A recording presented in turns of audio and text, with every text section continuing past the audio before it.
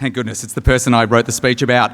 The Melbourne Press Club's Lifetime Achievement Award goes to Jon Faine. Jon Faine is a fucking legend because no one else can sum up what a city and a country are thinking in the morning with one provocative question. I'm Jon Faine. I'm Jon Faine. I'm Jon Faine. And hey, even the big boys had to start somewhere. Jon has always been a watchdog rather than a lapdog. When it comes to people who wield power in our society, he does the best of accountability journalism. And his broadcasts give a voice to those who also often get forgotten or left behind. I would say that the great feature of Jon Faine's work was that he was never risk averse. The more challenging the issue, the more he loved it. The more challenging the discussion, the more he loved it. And I just think that's something that the ABC needs a lot of, and he provided it in spades. 22,000 illegal arrivals, almost 400 illegal boats. They're not illegal. Tony Abbott, do I need to remind you that the use of words in this is critical? They are not illegal arrivals. There is nothing illegal about seeking asylum when you are a refugee. Remind me, who's Jon Faine? Good morning, Monday morning. I think he did a really important role when he held Jeff Kennett to account for his government. And Jeff Kennett wasn't going to play ball. He sat there and said, "I'm just drinking my tea, John." Try and find an interview with Faine where, he cracked a few jokes and he was funny. He can't find it. It's just Faine arguing with me. I don't remember walking away from an interview with you thinking that I'd lost. Oh, very good. I think Jon Faine confused a lot of politicians because he never worked in politics as such, as a political reporter, and so maybe sometimes they thought he was an easy target. He never was. He was so well informed. But his strength was that he had the courage to put the questions, and it didn't seem to bother him too much whether they rebounded on him or not. To people who don't know Jon, I would describe him by saying, "You're not missing a lot." Big Bad John.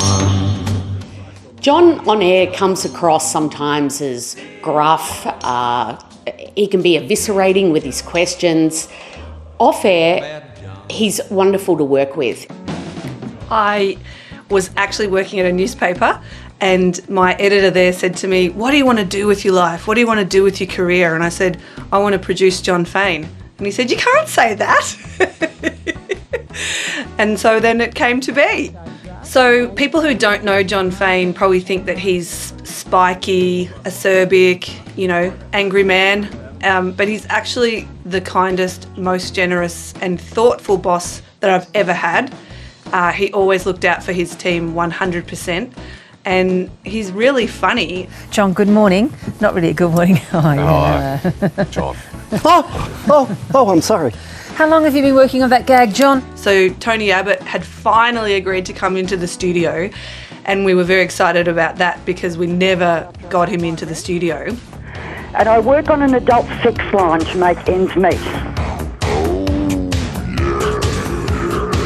And it turned into this whole big thing that Tony Abbott was making some kind of joke about her being a sex worker. I think his legacy in Melbourne is that he forced the place to confront the issues. He forced them to think about the tough issues that the state confronts all the time. I mean, so much of what we get these days in the media is vanilla. There was nothing vanilla about Jon Faine. And if there was an issue that really needed tackling, he tackled it. People are uncomfortable about it sometimes. In his interviewing style, he delighted some and he annoyed a lot of people. Yeah, I'm biased. Of course I'm biased. I'm biased against bullshit. My favourite memory of Jon off air was people would constantly ask, do you guys really hate each other?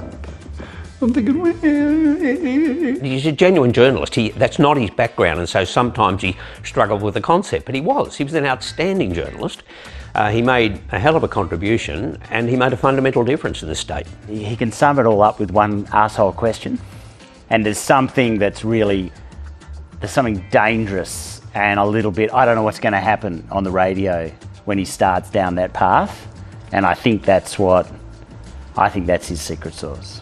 One of John's greatest legacies, I think, will be his coverage of the Black Saturday fires, turning on the radio, and John Fane was there, and he was there through the day, and he was there through the night, and he was a voice of calm, and he was a contact point for people in those communities that were struggling.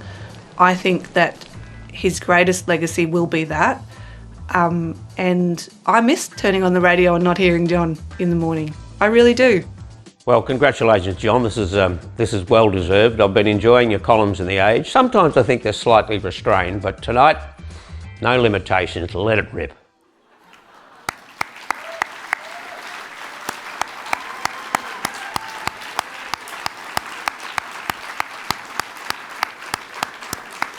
And he will let it rip after this short promotional message.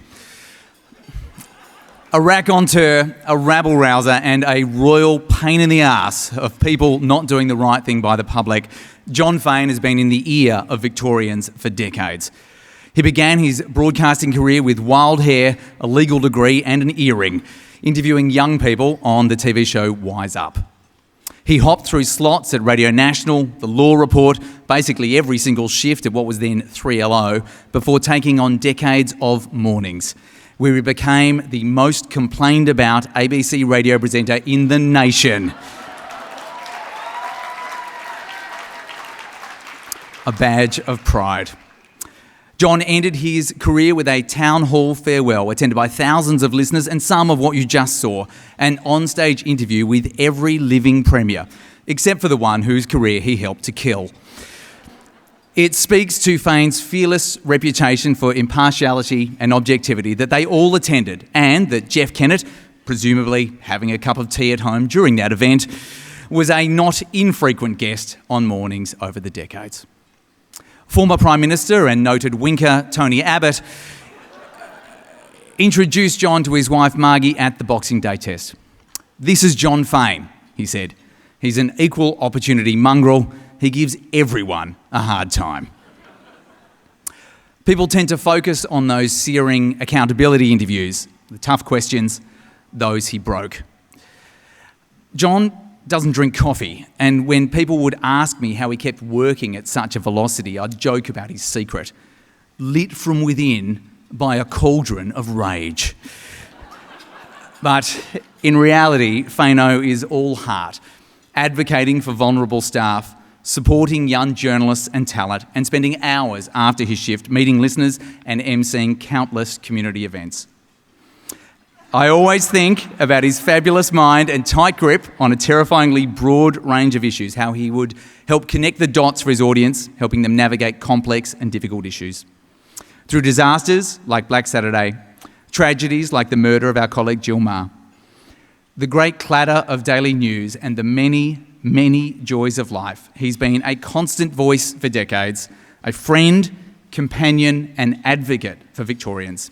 Irrepressible, unmanageable, irreplaceable, an icon, the Lifetime Achievement Award from the Melbourne Press Club for this year, John Fane.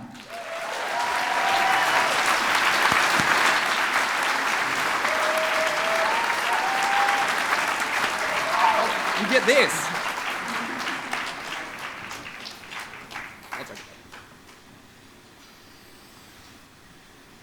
Wow. I hate talking about myself.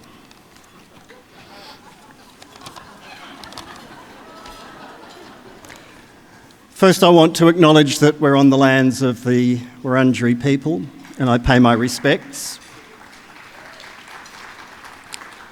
to their elders past, present and emerging. And on a personal note, I express my impatience for a treaty or treaties to try to address just some of the damage of our colonial past. And in order to achieve treaty, we need a voice. We need a voice so there's someone with whom to entreat. We can't have the one without the other. New Zealand's done it. Canada's done it. Most of North America and the USA has followed. What's wrong with us? Why is this such an issue? And why is it becoming a political game when it's a matter of justice and dignity? I just don't understand. I also don't understand why it is that no matter how well-meaning or maybe malicious commentators who are not Indigenous think that their thought bubble should prevail over 7 years of national consultation with thousands of Indigenous people in hundreds of communities asking them what they want. And why some urban white commentator thinks that their opinion should prevail undermines the very concept of a voice.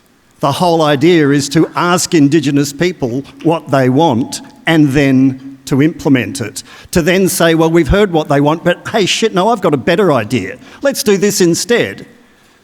Undermines the very concept of what we have been asked by the voice to do, by the statement from the heart from Uluru. So I leave you with that, just to get started.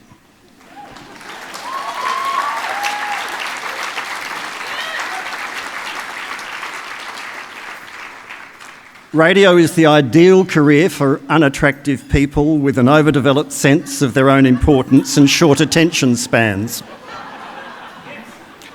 And an endless capacity to believe your own bullshit, which is, of course, a steady path to misery. I think it's the first time a failed shock jock has been granted this award, and I thank very much the Melbourne Press Club for taking this step into the abyss. I can only presume that the Murdoch Empire and News Limited representatives were not in the room on the day that it was decided to give it to me. Complete bullshit, I heard from someone. I'm very happy to repeat. But I'd like to invite any of my former producers to join Dan up here because radio is a team sport. MJ, Matilda, please come up. Andy Burns, Ashlyn McGee. If there's anyone else I'm not even aware is here in this vast room, I invite you to come up for two reasons. First of all, because it is a team sport, and secondly, because a radio presenter needs people to wind them up. And I'm relying on these ones to tell me to shut the fuck up when I'm banging on for too long. This award comes at a very pertinent time. Since I left the ABC, which very much was of my choosing, things have gone a bit pear-shaped. Both my parents died. My father had a heart attack within weeks of me finishing up at the ABC. And from heart attack, stroke, my mother was already very invalided. It turned into a tumultuous couple of years. So when Richard Willingham rang me, and I assumed it was to get, Robert Redlick's personal mobile or something, which seems to be the only sorts of calls I get from ABC colleagues these days, and told me that this award was being bestowed upon me, I was somewhat unusually, stuck for words. Richard says it's true. I miss it terribly. It's a drug, it's a lifestyle, not a job.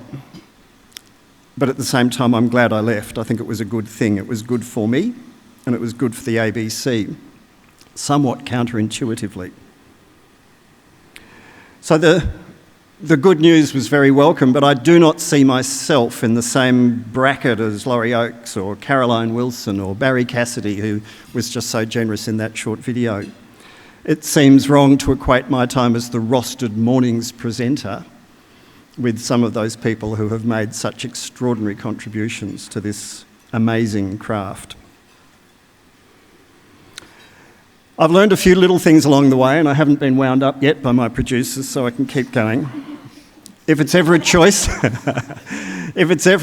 between being liked or being respected, you must choose to be respected. When you're interviewing people, don't ask answers, ask questions. I can't tell you. I've turned into one of those people who shouts at the television and the radio. If a guest or a reporter in the field ever answers your question by saying, "Yes, that's right, John," you've asked the wrong question or you've put it the wrong way. Oh, there's been a terrible bombing in the market square in Baghdad. 52 people have been killed and 32 have been injured in what's a huge setback for the US-led coalition. Aisling McGee is on the scene. Aisling. Yes, John, that's right. Aren't I good? Look what I know. No. Your job is to say there's been a terrible bombing in the market square in Baghdad. Aisling McGee's there. What's happened? Aisling says 52 are dead and 23 are injured. It's a huge setback for the US coalition. How did it become house style for so many of us to turn it around and take the oxygen out of the reporter in the field? I leave you to think about it. There is some scar tissue in the video, and also Dan's kind words touched on a few of them. When we became the story, when our friend and colleague Jill Meagher was murdered, it made me see the media from the other side. It's still a terrible thing, and all of us who worked with her, I'm sure, are affected still by it. And Black Saturday, well, my beloved Jan thinks I've got a bit of PTSD, and I probably have, but it's probably the most significant thing I could possibly have done with that microphone and the connection to audience. And the role the ABC now plays as an emergency broadcaster is truly exceptional. I won't tell the war stories of people hanging up on me live to air, whether it was Clive Palmer, people from the AFL, Ron Walker when the Formula One Grand Prix marshal Graham Beveridge was killed by a runaway tyre. And Ron Walker tried to tell us that it was the safest track in the world, which was, even he knew, was complete nonsense. And the unforgivable decision by the Grand Prix management to airlift Graham Beveridge's dead body to the Alfred, to have him declared dead on arrival at the Alfred, rather than trackside, so the race didn't have to stop. I still can't go to the Grand Prix, and I'm a huge car nut. I'm sorry. John Howard, though, just to conclude, taught me the best lesson that I've had about radio, and it's never left me that he understood what I did better than I did. The Australian Broadcasting Authority had just handed down its decision on cash for comment, and John Howard was coming into my studio the next day for one of his perpetual conversations with the Australian public through Talkback Radio, which he used brilliantly. And I thought, along with asking him about vertical fiscal imbalance and whatever else you talk to John Howard about, I'd ask him about the Broadcasting Authority decision on cash for comment. So my question was, given that the tribunal has held that Alan Jones and John Laws are corrupt and unethical, I'll just say that again, that Alan Jones and John Laws and some others were corrupt and unethical. Did I mention they were found to be corrupt and unethical? My question to the Prime Minister is, will you continue to appear on their programs? I thought that was a pretty good question. And John Howard smiled, which he didn't always do when you interviewed him. And he said, John, I'm sure you think that when I come in here, I'm coming in to talk to you, but I'm not. I'm coming in to talk to your audience. And while those other gentlemen have an audience, I'll talk to them too. Game, set, match, John Howard. And I think we must never forget, it's always about the audience. A few thank yous from one Howard to another. Sue Howard was the manager who got me back after I'd been sacked by an earlier incarnation of that bizarre and incomprehensible beast, ABC management. And I thank Sue, and I want that to be on the record. But the other thank yous, other than to people on the stage here and the many others, those who have survived of their ilk, the other thanks are to family, as always. Nigel and Jack, our two boys. What else can I say? To Flash, Chewy, Bess and Barty, dogs. But my secret weapon more than anything, to Jan. Now, to get Jan to come to Crown Casino, that was really something. But like Rupert Murdoch, Jan, we're halfway through.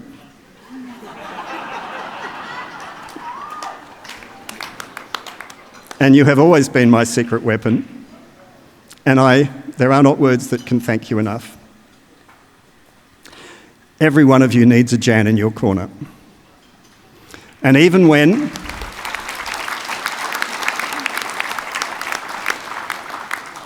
if you've taken down a premier or you've embarrassed and humiliated a prime minister, and you come home and you're pretty puffed up and you think you're shit hot, and she says, no, go and pick up the dog shit in the garden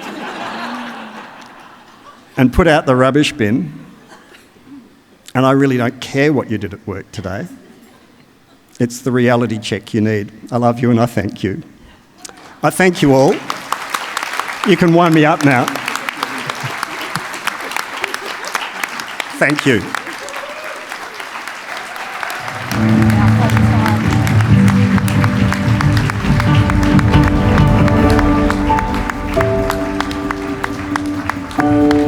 Congratulations once again to our Lifetime Achievement Award winner, John Fain. Thank you, Daniel Ziffer, and all of those magnificent Fain producers. So yeah, a speech that shows, I think, John, why you are still missed as well.